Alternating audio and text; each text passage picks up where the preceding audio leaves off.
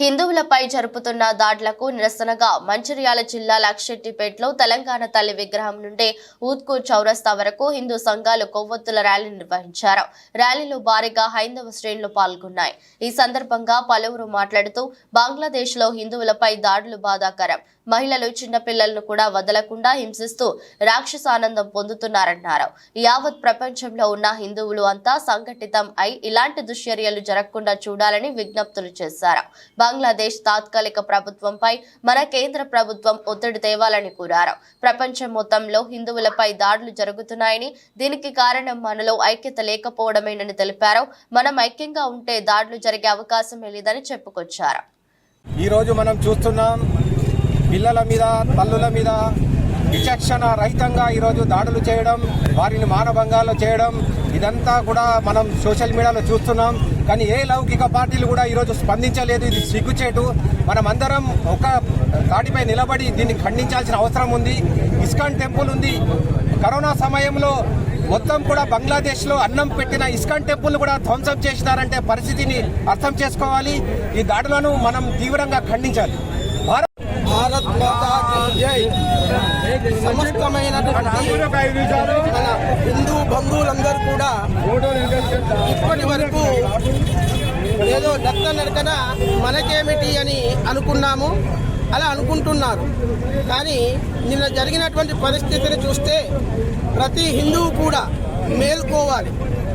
మన యొక్క హిందుత్వాన్ని, మన ధర్మాన్ని రక్షించడానికి అందరూ కూడా కంకణబద్ధులై ఈ యొక్క ధర్మానికి బద్ధులై ముందుకు రావాల్సిందిగా కోరుతున్నాము. ఈరోజు బంగ్లాదేశ్లో జరిగినటువంటి ఆ యొక్క విధ్వంసాన్ని మనము ఏమి చేసినా తీర్చలేనటువంటి సంఘటన. అది ఎంతో దుఃఖాన్ని కలిగిస్తుంది అందరికీ కూడా. చిన్న పిల్లల దగ్గర నుండి మొదలు పెడితే మనము దేవతగా పూజించేటువంటి స్త్రీలను కానీ అందరినీ కూడా విచక్షణారహితంగా వారిని చంపడం జరిగింది. మరి ఇలాంటి ఘటనలు జరుగుతూ ఉంటే ముందు కాలంలో మన హిందూ ధర్మం అనేది కనుమరుగైపోయే పరిస్థితులు వచ్చే సూచనలు ఉన్నాయి. మరి ఒకప్పుడు మన హిందూ ధర్మం ఎలా, ఈ యొక్క సృష్టి ఆవిర్భావమే మన హిందూ ధర్మము. ఆ ఆవిర్భావం అయినప్పటి నుండి మన హిందూ ధర్మమే ఉంది.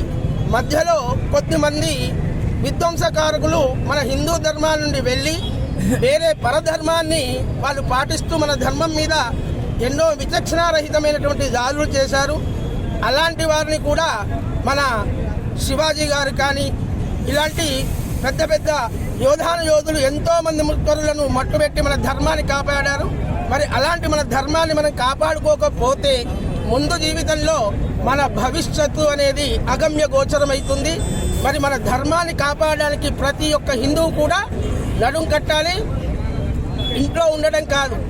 ఇలాంటిది జరిగినటువంటి ఈ ర్యాలీ ఈరోజు మనకొక స్ఫూర్తిదాయకం. దీనికి పార్టీలు ఎలాంటివి కూడా ఆపాదించుకోవద్దు. అన్ని పార్టీలు మనయే, మనమంతా హిందువులం.